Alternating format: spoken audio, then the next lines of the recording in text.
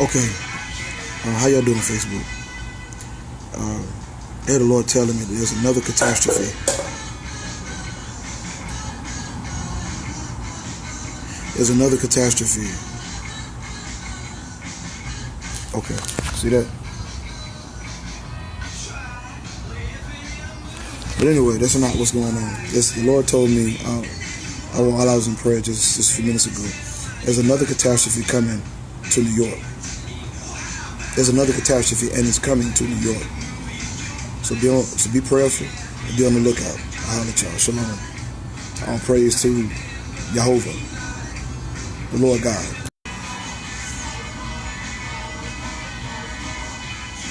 Okay, how y'all doing, Facebook? I heard the Lord telling me there's another catastrophe.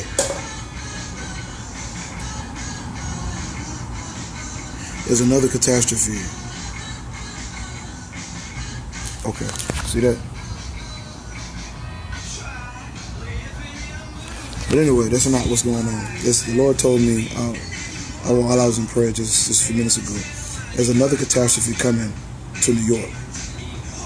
There's another catastrophe, and it's coming to New York. So be prayerful and be on the lookout. I'll holler at y'all. Shalom. All praise to Jehovah, the Lord God.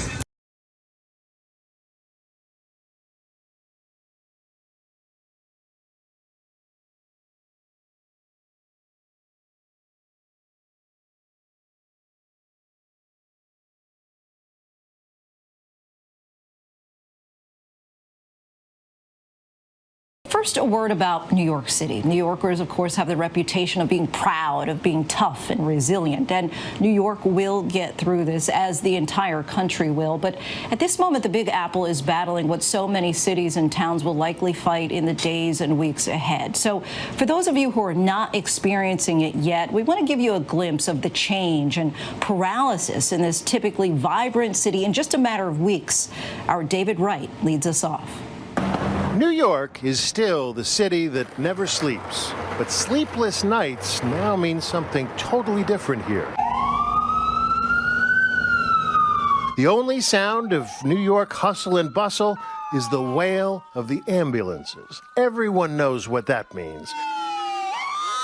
Another New Yorker fighting to stay alive, and first responders rallying to their side.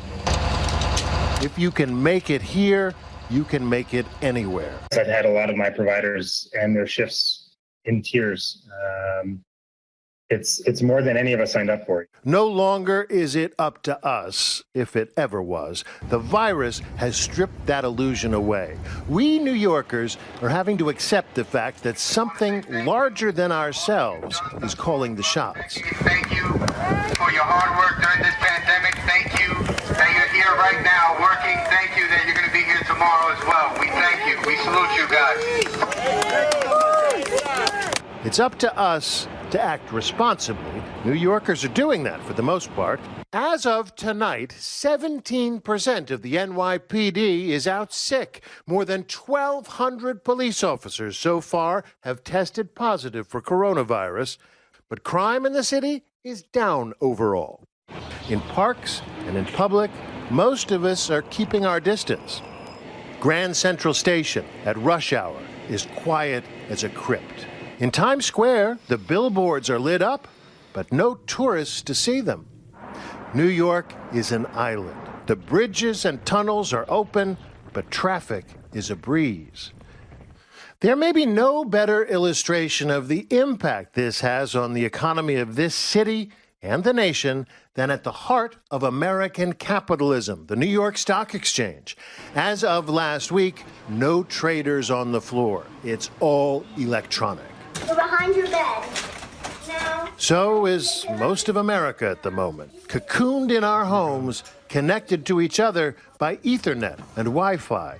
At least we have that. We need it to teach our kids. Take some gentle movement back to the body. To feel your eyes on the backs of your eyelids before you blink your eyes open. To organize play dates and social gatherings. And to order our groceries and other necessities. These are the foot soldiers in the war on the virus, the Internet's infantry. Gloves and masks now an essential part of the uniform for every doorman. In Queens, where many of these foot soldiers live, the epidemic is at its worst. Elmhurst Hospital there, now bursting at the seams with coronavirus patients.